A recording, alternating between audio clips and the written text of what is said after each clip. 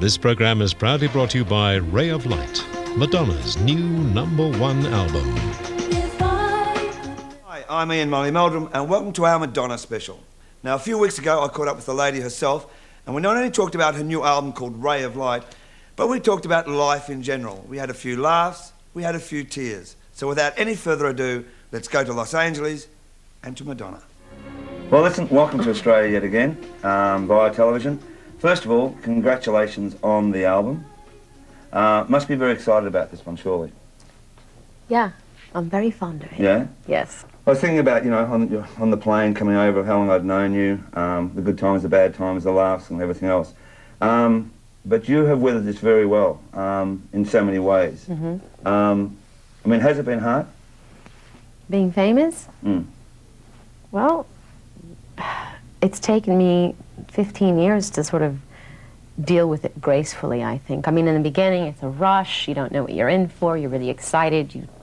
You say and you do things and you don't really care, you know what I mean? And then you go through the, you know, oh my God, you know, suddenly you have no privacy, no anonymity, and you become very bitter about it, and, you know, just want to tell everyone to, you know, F off. And now I feel like, you know, I've come out on the other side of it, and I just sort of accepted it, you know what I mean? And I don't really fight it, and it's sort of there, and it's just part of the whole deal. I mean, that's what I love about this album. Your mood changes all the time. There's a track to... Well, I'm a very moody girl. Oh, God, you don't have to tell me that. I'm talking about great moods, you know? What were you looking for as producer of Madonna? Well, first of all, I was a huge fan of all of Williams' earlier records, all Strange Cargo 1 and 2 and all that. And I loved all the remixes that he did for me. And I was interested in kind of fusing a kind of futuristic sound, but also using lots of kind of Indian and Moroccan influences and things like that. And I wanted it to sound old and new at the same time. And I thought that William Orbit's music pretty much embodied that feeling. And since I loved his remixes of mine so much, I decided just, you know, instead of giving him my song later when I'm done, why don't I just make the whole record with him?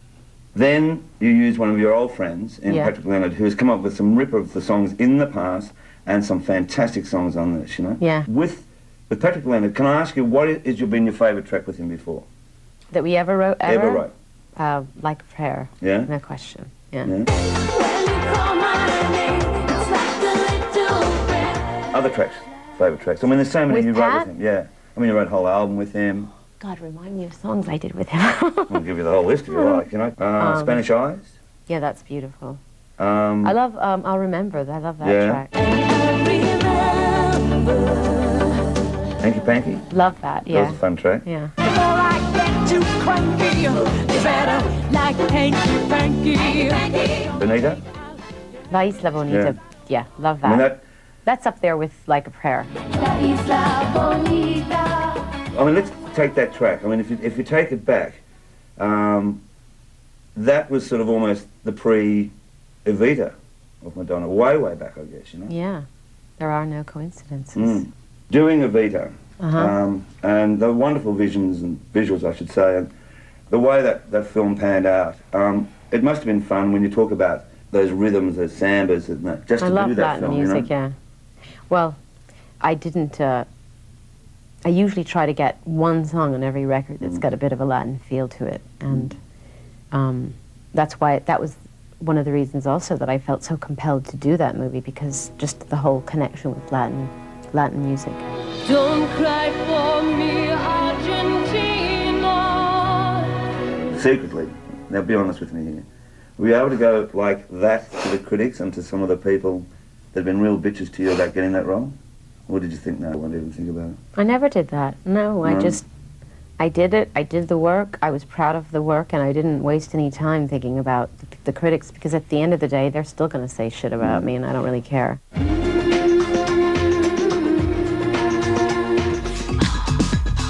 What has been your favourite videos?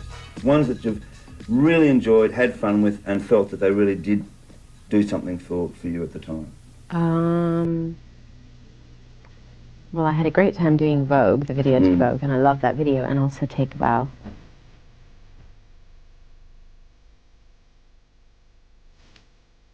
Loved making that video. It's so much fun.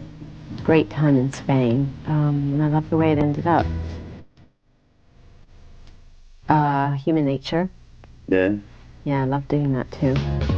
I had a great time when I was doing my Material Girl video. I mean, like a virgin, most, with the exceptions of my last video and maybe a few more before that, I usually have a good time. Yeah.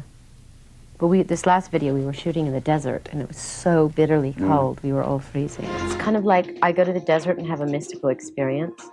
Yeah. It's quite beautiful, but I'm all alone. And the day turns into night, and it's me and some birds and a dog. And it's very haunting. Bold move to take Frozen as the first single? Do you think? Yeah, I thought it would have been bolder to take some of the other tracks. I thought Frozen was like a good way to bridge the way people are used to hearing the sound to like the newer stuff. Yeah, I'm really lousy at choosing first single because I can't decide, and I love them all. So the love of your life, is it? I believe there's a new my love daughter. In your life. Your daughter, apart from your daughter, yoga. Yes. Oh, yes. Well, apart from there's another one as well, but yoga. Oh, there's yoga, so many. Yeah. Has that really changed you? Definitely. Yeah. Yeah. Physically, emotionally, spiritually, everything. So when did you start getting into this? Was it the readings or what? I started practicing yoga, well, I guess a couple months after I had my daughter. And then I found a really great teacher, and it just, now I just can't imagine going through the day and not doing it. It's completely changed my outlook on life, not just yoga, but it has had a huge influence on me. People have the wrong notion about yoga. I think people have two notions. They think you're like sitting there in the lotus position and you're saying Om and it's really boring and there's nothing going on. Or, or you're twisting yourself into a pretzel. And it's so much more about meditation, you know what I mean? And where, I won't bore you with it. You sort of have to do it to understand it. No, what I find fascinating, and I've always found this fascinating with you never take on a thing 80% or 90%.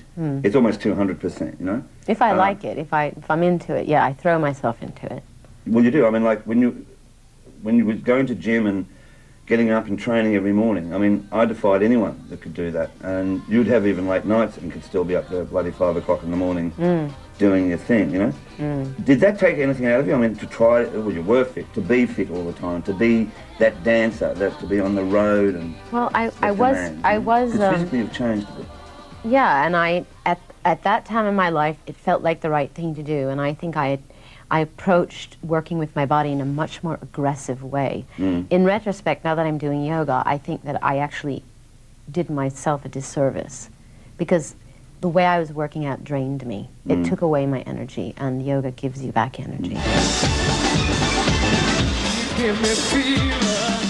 With your daughter, and being a mum, the emotion of having a child, it must be very strong and so sort of hard for you in some respects, you know? Is it? Hard in what way? Well, hard in the balance of giving so much emotion to the daughter, but still having the balance that, you know, of an ordinary child. It is a real juggling routine to feel like I'm spending enough time with my daughter and also my work, because they're two really big passions for me. Obviously, my daughter's always going to come first, but I think it's important that she has a mother who's happy with herself and that's doing what she wants to do.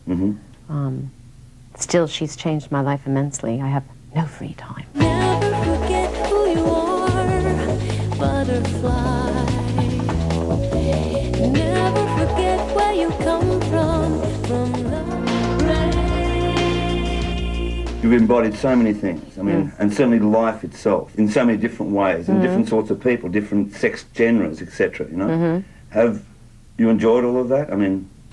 Well, it's been a real journey. Yeah, it sure has. Yeah. Nothing to regret? No. No? If someone was to write a book on you, what would you hope would come out of that? Well, they have many, but I mean, of how... I'll write the real book, thank you very much. Will you write the real book? Yeah, when I'm 80. Yeah? And I will live that long. Well, we know that. Going right back to when I first met you in New York, and you were a fun girl, and it was all the boy toys stuff and all of that. I'm still a fun girl. Oh, I know that, I know that. Is there things in you that you've had that you haven't been able to hold? Oh, God, yeah. That you really wanted to hold? Yeah. There are things that I've wanted. I know way back, you know, but... No, but even now, Yeah. I mean... Oh, yeah, I mean... And not just people, just situations that have, you know, slipped through my fingers. People, relationships, friendships, lovers. Maverick label, good fun. Yeah. Probably the only artist to really have a successful record label. Many have tried. Not good. Well, it's good wood. Alanis Morissette, extraordinary success. Yeah. And isn't it ironic? New album from her coming out soon, is there? Yeah, she's in the studio right now. Yeah. And we've got an artist coming out right now called Eva, Yeah. Swedish singer. I don't know if you've heard of her. And Yeah, I believe she's fantastic. yeah, and two other Swedish artists who are working on their albums right now. One is a group called Baxter and a group called Lucy Nation. Yeah. Brilliant, amazing. Michelle. She's also working on a new record. If that's your boyfriend, if that's your boyfriend, if that's your boyfriend. Yeah, Right. everybody's in their little music factory Yeah. right now. Yeah, I don't know what the Prodigy's doing. Well, I mean, We can brilliant. only imagine. That was a brilliant signing with Yeah. you and Guy was also involved. Yeah, with that, Gaia wasn't Siri, yeah. he? You found one of the best A&R men in America, just like that. I'm a very lucky girl. Absolutely. These are silly questions. I've never asked you them before. I'm going to ask you now. You haven't asked me a question before? Well, I've asked you silly questions, but I'm being silly now, right? Okay. Okay. What is in your makeup bag at the moment? My makeup bag? Makeup. Most of it's All right. half-eaten. The reason I ask this is that Elizabeth Taylor was once asked if she was deserted on a desert island and she had to pick one thing out of her makeup bag, what would she pick? I would pick my tweezers. That's what she said. Really? Oh, That's exactly good. what she God said. bless her.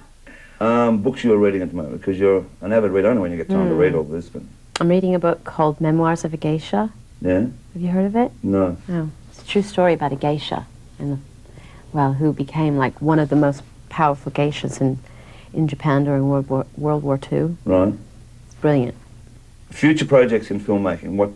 I mean, I heard you may be doing something with Goldie Hawn, the Yeah, Chicago I'm project. supposed to be doing Chicago. Nick Heitner's directing that, and that's probably not going to go until pre-production will start at the end of the year, but we won't start filming until next January. Mhm. I'm going to probably do a movie in the summer, a small movie, based on a true story about a brother and a sister, and then go on a small tour, and then do Chicago. Right, So- right.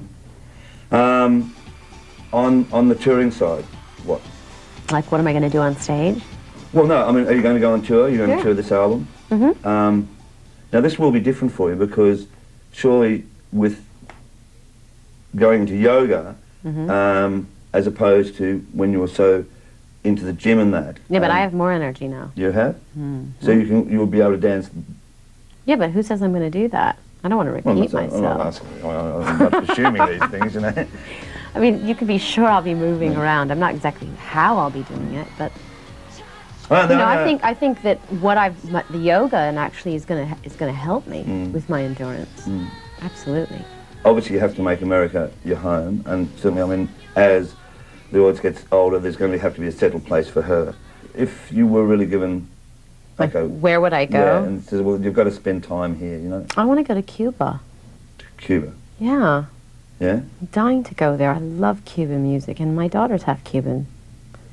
Why shouldn't I be able to go there? Well, the Pope went there last week, Exactly. so he's one up on you there. He is. There's 3 countries I'm dying to go to. I've never been. Cuba, Ireland? no, Cuba, Ireland, Ireland, and India. yeah. Hmm. Why Ireland? First of all, I have lots of really good friends from Ireland, and they're such incredible, soulful, passionate people. Second of all, I hear that Dublin is kicking. Have you heard that? Very And much so. I just hear that it's gorgeous, the Yeah, countryside. it is. It's beautiful. So, why not? And India, because of India, for lots of reasons. Yeah. I want to study with this yoga teacher who's in his 80s, who taught my yoga teacher. His name is Patabi Joyce. I want to go to Mysore and study there. And I want to travel around. I want to go to the palaces in the north. I want to.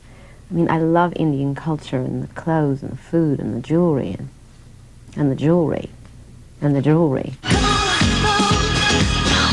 what ambitions is left? What ambitions? Well, I want to become a better actress, and I want to be a good mother. And I want to travel more, and I want to learn how to paint. That's enough. Will you ever find the right man to marry? Will I ever find the right man to marry? Oh, I don't even know if I believe in marriage.